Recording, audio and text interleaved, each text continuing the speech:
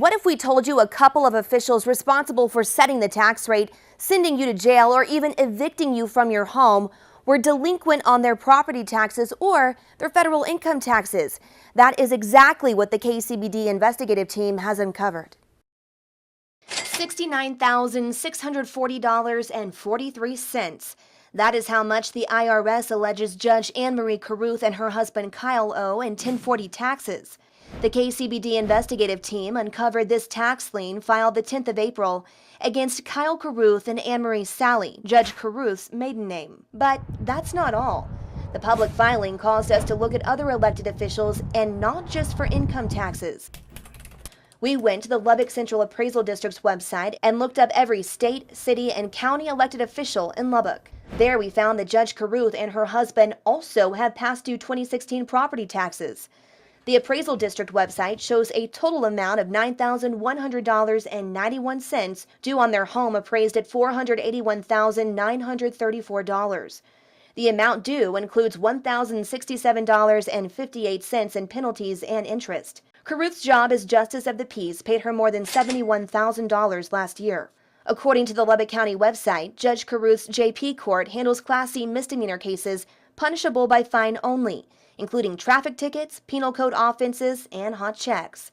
That court may also handle civil matters, such as evictions, matters concerning foreclosures of mortgages, and enforcement of liens on personal property. We spoke with the Carruths, who are out of the state, and sent us this statement. We have been working with the IRS regarding the correct amount owed on 2 specific years' tax returns.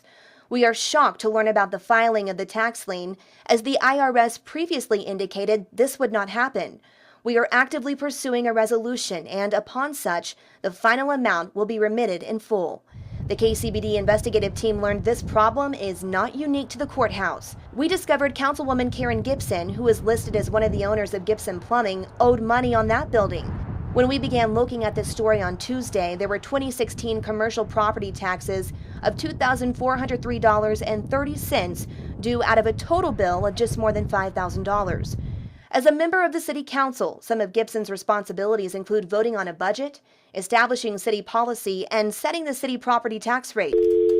We left Councilwoman Gibson a message on Wednesday, telling her we wanted to ask her about property taxes. She called us back this morning and told us that as of today, her property taxes are paid in full. In 2011, KCBD reported when Councilman Victor Hernandez had several years of unpaid back taxes on commercial property. We are like a lot of families in the city. They're having trouble making ends meet. They do the best they can, and we've never not paid our taxes. And is there a premium attached to that? In terms of penalties and interest, there is, but we pay those as well. Hernandez paid his $10,000 bill one day before council took up the matter. Mayor at the time, Tom Martin, argued Hernandez's outstanding taxes violated the city charter. The charter says that the mayor, members of the city council, officers, and employees of the city shall not be indebted to the city. And it further states that anyone who is found to be indebted forfeits their office. District Attorney Matt Powell looked into the issue and said his office declined to pursue court proceedings because courts have ruled that it is unconstitutional to hold someone in violation of a particular provision like this. While Judge Carruth and Councilwoman Gibson are the only elected officials mentioned in this story, there could be more. State law allows some public officials, including state judges, law enforcement, and district attorneys, to have their information removed from the Appraisal District website for security reasons. We have requested delinquent payment information for those elected officials for whom we found no records. We will bring you that information when the Appraisal District responds. LCAD tells us about 94% of taxpayers do pay on time. To see the list of the elected officials we checked out, visit our website, kcbd.com. It is important to note that we searched under individual names only. We did not attempt to search business names.